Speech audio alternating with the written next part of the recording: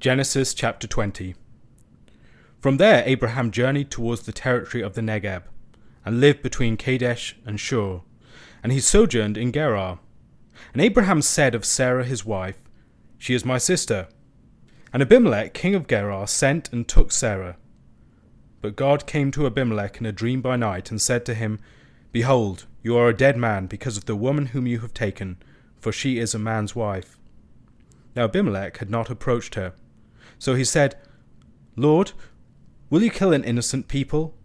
Did he not himself say to me, 'She is my sister'? And she herself said, 'He is my brother'? In the integrity of my heart and the innocence of my hands I have done this." Then God said to him in the dream, "Yes, I know that you have done this in the integrity of your heart, and it was I who kept you from sinning against me. Therefore I did not let you touch her. Now then, return the man's wife, for he is a prophet, so that he will pray for you, and you shall live. But if you do not return her, know that you shall surely die, you and all who are yours." So Abimelech rose early in the morning, and called all his servants, and told them all these things. And the men were very much afraid. Then Abimelech called Abraham and said to him, "What have you done to us? And how have I sinned against you, that you have brought on me and my kingdom a great sin? You have done to me things that ought not to be done." And Abimelech said to Abraham, "What did you see that you did this thing?" Abraham said, "I did it because I thought, there is no fear of God at all in this place, and they will kill me because of my wife. Besides, she is indeed my sister, the daughter of my father, though not the daughter of my mother, and she became my wife. And when God caused me to wander from my father's house, I said to her, 'This is the kindness you must do me at every place to which we come. Say of me, he is my brother.' Then Abimelech took sheep and oxen, and male servants and female servants, and gave them to Abraham, and returned Sarah his wife to him. And Abimelech said, 'Behold, my land is before you, dwell where it pleases you.' To Sarah he said, 'Behold, I have given your brother 1,000 pieces of silver. It is a sign of your innocence in the eyes of all who are with you, and before everyone you are vindicated.' Then Abraham prayed to God, and God healed Abimelech, and also healed his wife and female slaves, so that they bore children. For the Lord had closed all the wombs of the house of Abimelech, because of Sarah, Abraham's wife. Chapter 20 of Genesis is one of those chapters where we might be forgiven for thinking that we're reading another chapter in Genesis entirely. There are 3 stories within the book of Genesis that have a very similar form, where one of the patriarchs goes to a foreign land to sojourn there for a while, and his wife is taken, or there's a threat that the wife might be taken, and then the true identity of the wife is revealed, and then they're sent away with many gifts. This is a story that we've already read in chapter 12. There's a similar story in chapter 26. Such stories are what Robert Alter has described as type scenes. A type scene could be described as a fundamental template of a story that can be modified in different ways. So within the Old Testament, we can think of accounts of women meeting men at wells. And we also have an example of that in the New Testament, of course. We might also think of the annunciation of the birth of a saviour. There are a number of examples of that in the Old Testament, but also in the New. These are fundamental patterns of stories that can be told many different times with variations. Now, when we see a type scene, it's important not just to pay attention to the similarities and the fundamental sameness of these stories. That would be a mistake. The stories are never exactly the same. The variations are no less significant than the similarities. What a type scene does is place stories alongside each other so that as we reflect upon their similarities and differences, we might come to a deeper understanding of their meaning. So when we arrive at Genesis chapter 20, we've already heard this story in one sort of form before. These events are told as historical events. The point is not that these things are just made-up tales, but rather they're told with significant repetition and with correspondences that cause us to reflect upon their meanings over against each other. This story has differences from the previous story that we saw in chapter 12, but also similarities. On this occasion, Abraham does not go down to Egypt. He goes to the land of the Philistines. The Philistines, if we've looked at chapter 10 and paid attention to it, they're one of the people groups that descend from Mizraim, and that people group from Ham. This is a people group that's associated with the Egyptians. It's important because as we go through the text here, we'll see that they are playing a role that's similar to the Egyptians in certain respects. As we go through the story of the book of Samuel, we'll again see the character of the Philistines connected to the Egyptians. So judgments upon the Philistines and sojourning with the Philistines, these are events that are interactions with an Egypt-related people. Another thing to bear in mind here is that the Philistines were not one of the people groups whose land was to be given to Abraham. They were a people group that oppressed the land at various points, but they were adjacent to the land. They were not actually going to lose their land to Abraham and his seed. Why does Abraham go outside of the land at this point? Probably because of the destruction upon Sodom and Gomorrah, which may have rendered the land fairly barren at this point. If we look at the story of Genesis 12, or the story here in chapter 20, or the chapter 26 story concerning Isaac, each one of the stories follows something of the pattern of an Exodus narrative. There is a threat to the land, they move into a foreign land with all of their possessions. There is a threat to the bride and the seed. There's a judgment upon the wicked. There is an accusation against the righteous. There's the humiliation of foreign gods. And then there's deliverance by God, going with great gifts and being established in a new land. Now this is the basic Exodus motif, and we can see it more elaborated in certain contexts, but more constrained and limited in others. We've already seen an Exodus motif played out in the previous chapter concerning Sodom, and certain details within that story highlight a connection between the story and the story of the Exodus.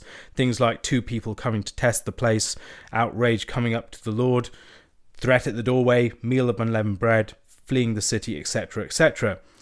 And in this chapter, we have a different sort of Exodus paradigm playing out, a story with resemblances with other stories that we see in Genesis. This event also occurs at a very significant juncture in time. If we think about what we've read in the previous chapters, God has promised to Abraham and Sarah that they will have a son within a year. The taking of Sarah at this particular point is a threat to the promise. It's a threat to the possibility of Isaac's birth in the first place. So it seems to be a very clear assault by the serpent upon the seed of the woman. There's a threat to the bride, as there was in chapter 12, but also, crucially here, to the seed. In the chapter 12 account, we see that God intervened with plagues and other things upon Pharaoh.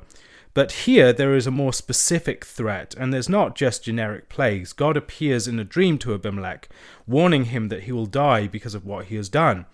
These are themes of Genesis chapter 3, the judgment of the fall. He has taken something that is not his, and he will die as a result.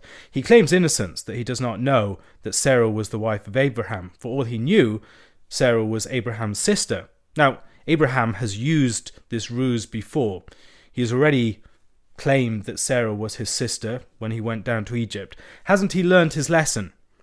And there are ways in which this is clearly not a positive event, the way that this plays out. It's not good for Sarah to be taken. And there's an expression here of the limitation of Abraham's power. God has to intervene on this occasion, just as he did in chapter 12, to deliver Abraham from his plight and his predicament. But yet, is Abraham sinning? As we saw in the previous case, this is a consistent ploy that he is using.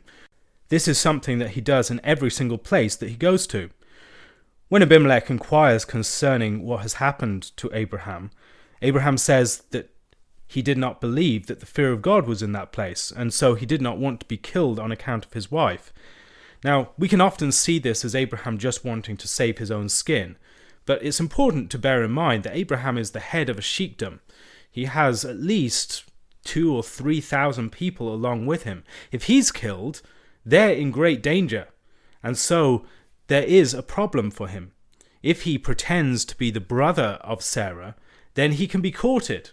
He's someone that has leverage. He's someone that the king of the place will want to make peace with and want to treat well, so that there can be some alliance made, so that the men of Abraham can be his men and be allied to him. However, if Sarah is Abraham's wife, Abraham is an obstacle, and Abraham should be removed from the situation. So that ploy is one that has a certain reasoning to it, and it's not merely out of selfish interest. Abraham saving his life is something that will save the lives of the people around him as well. It's something that he does consistently for this reason. God intervenes, but who is at fault here? Primarily Abimelech. Abimelech is acting in a tyrannical manner. He does not know that he is taking another man's wife, but he is taking Sarah without any negotiation with Abraham, without consulting with him, and so Abraham is powerless to act. Abraham can't intervene to play for time or do whatever he needs to protect Sarah. He's put in a very vulnerable position, so God acts to intervene and establish Sarah back with Abraham at this point. What he's doing at this point is protecting the seed and the bride. Behind all of these points, we need to see the work of serpent-like figures, the brood of the great dragon. And in these repeated events, what we're seeing is an assault upon the woman and her seed, as we see in Revelation chapter 12. In these different chapters, then, we're seeing this played out. In chapter 3, verse 15, we're told that the woman and her seed will crush the serpent's head, and the enmity is placed between the woman and the serpent for this reason. And so these stories are playing out a great archetype, an archetypal story behind the lesser stories, a motif playing out, and the subtle variations help us to understand these stories at the juncture at which they occur. The judgment that occurs upon Abimelech and his house is also important. The judgment of wombs being closed up.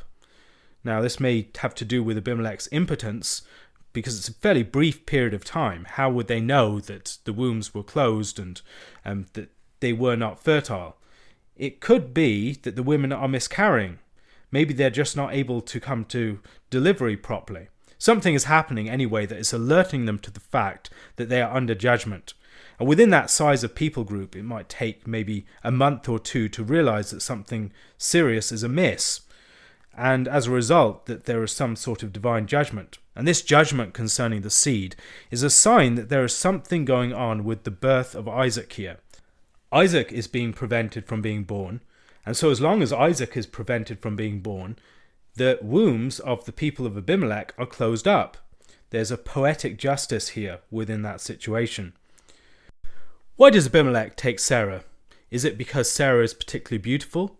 Well, this is some decades after the original events of chapter 12, when Sarah was taken by Pharaoh. Maybe her appearance is not the reason here. Maybe it's more the fact that she is associated with someone who has great power, and if she is taken, she will be someone who creates a strategic alliance. Having the sister of the ruler of this great sheikdom as your consort would put you in a position of significant power, in a position maybe to take over that whole sheikdom. When God appears to Abimelech, he tells him to restore Sarah to Abraham, but also to get Abraham to pray for him. Abraham is a prophet. This is the first time we see this word used in the Bible. Abraham has already been described as a seer, but here he is a prophet. A prophet is someone, in many cases, who participates in the divine council, as we saw in chapter 18. Someone who, when God is deliberating concerning his purposes, is present and a participant. Abraham is part of this discussion, and he has influence upon the way that God's purposes play out in the world. And so Abimelech is called to ask Abraham to intercede for him.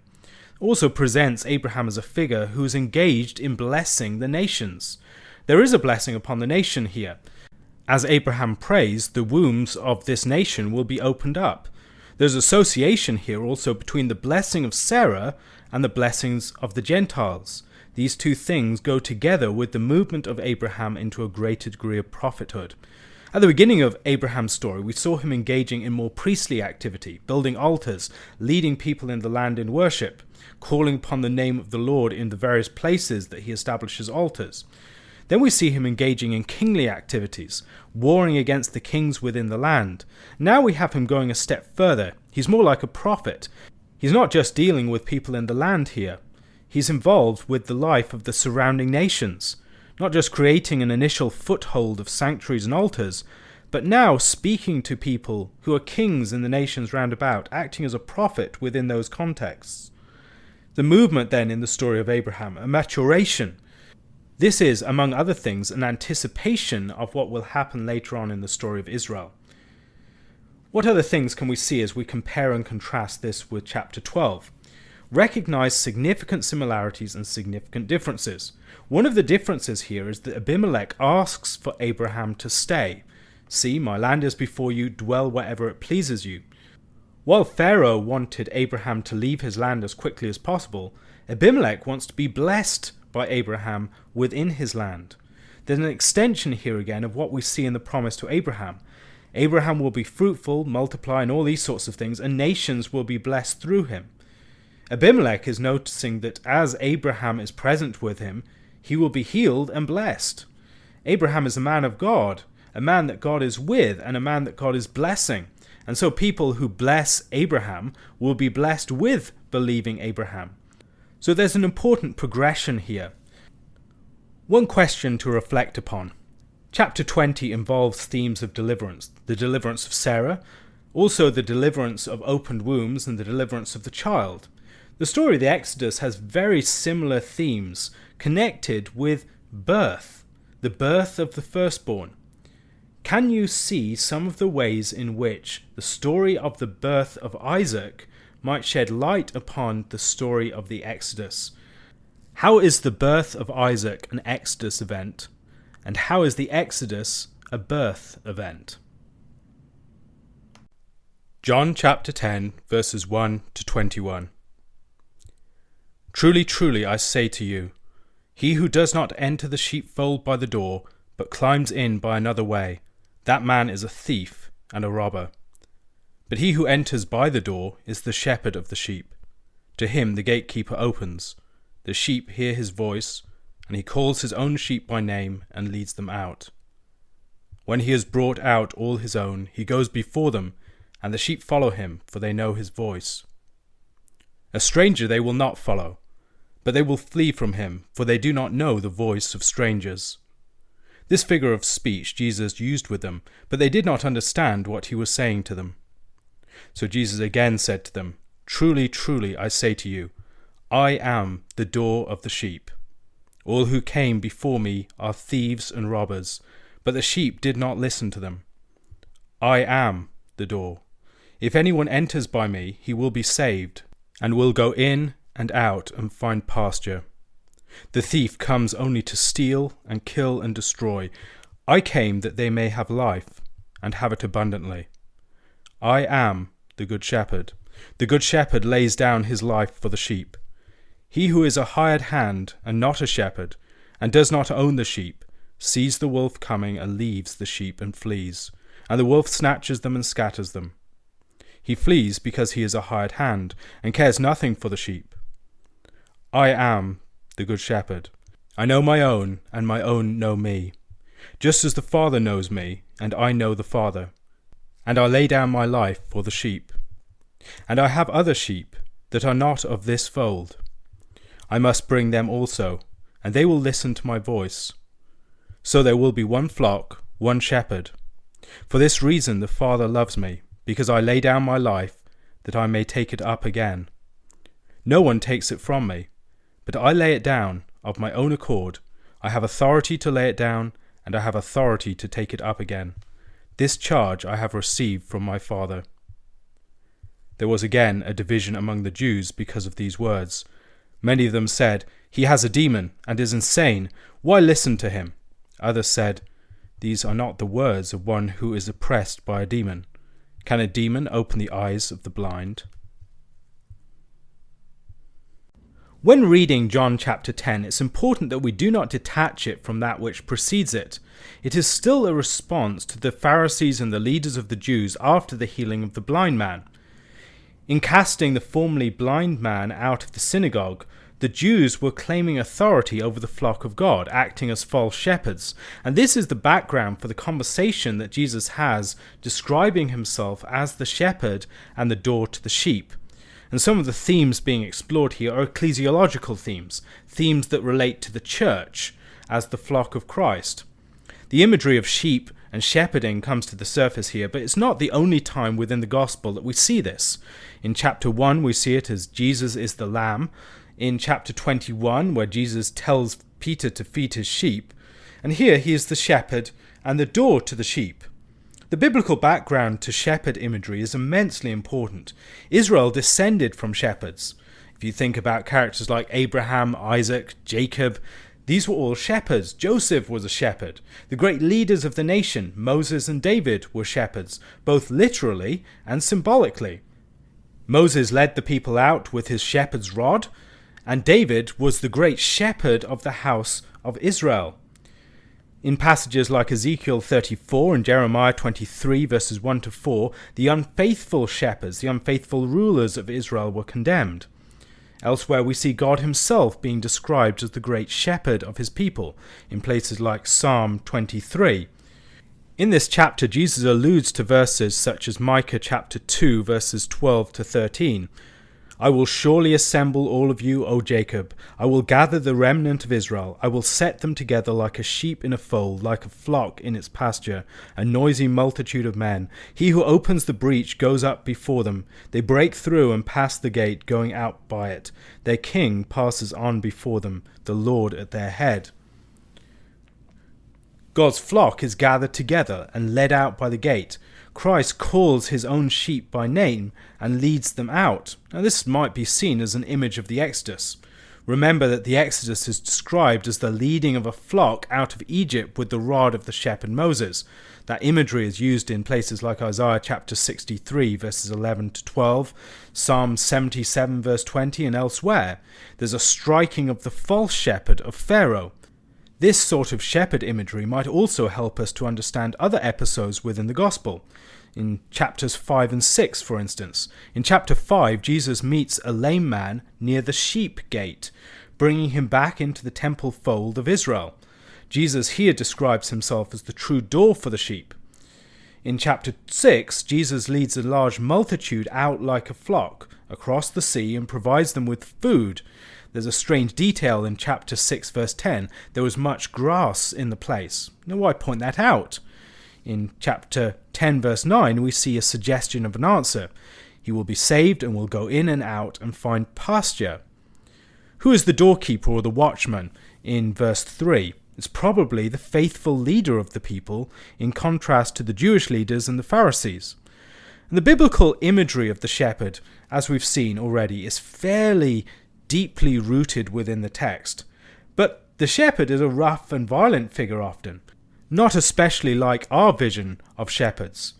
When we hear about shepherds, we might think about idyllic scenes, bucolic landscapes in the Lakeland in England, or we might think about these very tame pastoral settings.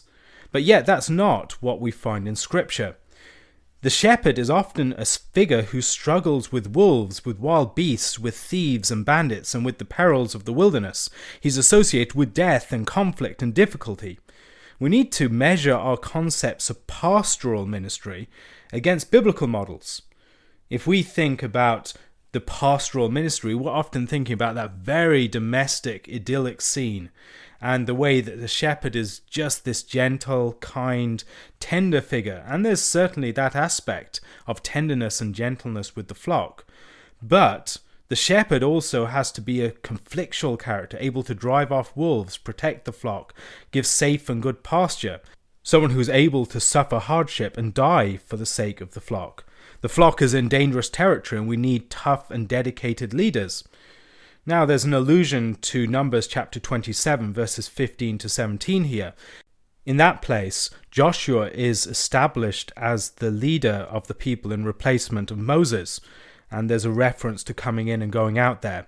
Moses spoke to the Lord, saying, "Let the Lord, the God of the spirits of all flesh, appoint a man over the congregation, who shall go out before them and come in before them, who shall lead them out and bring them in, that the congregation of the Lord may not be as sheep that have no shepherd." Christ refers to the people of Israel as like sheep without a shepherd on a number of occasions, and he is the true shepherd. Jesus' use of the terminology "I am" at this point also relates his identity to that of God.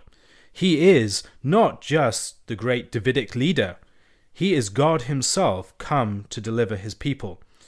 One of the primary points of this section is to highlight the intimate relationship between sheep and shepherd. The sheep have been given into Christ's hand by his Father. He calls them all by name. They know and respond to his voice. You can maybe think of Mary Magdalene in chapter 20, verse 16. It is when Jesus calls her by name that she recognizes his voice.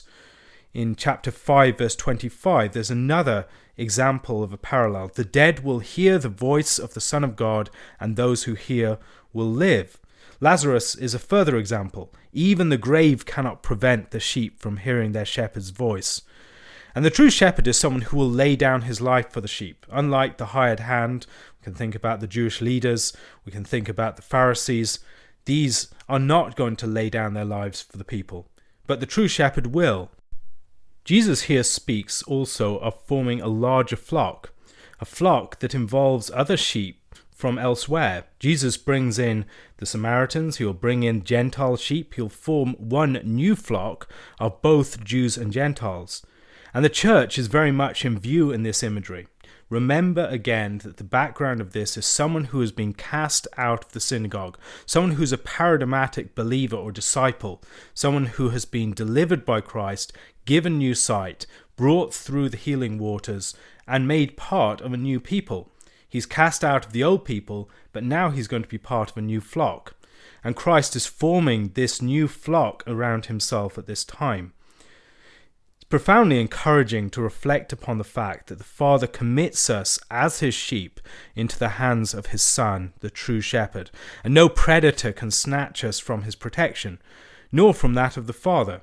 Nothing can separate us from the love of God in Christ. This is the image that is presented in this chapter, that Christ is the true leader of his people, but not just this grand shepherd operating on a great scale, but one who has an intimate love and knowledge and commitment to his sheep, one who will lay down his life for his sheep, one who has that intimate connection that his sheep know his voice and he can address each one of them by name. This is a deep and intimate connection, not just the connection that we might associate with a king or a lordly ruler over a great nation, but one who has an intimate connection with those who are his own. A question to reflect upon. Jesus makes a startling statement in verse 17, and the logic of it is worth reflecting upon and thinking about. I lay down my life that I may take it up again. What is the logic of that statement, and how does it better help us to understand the death and the resurrection of Christ?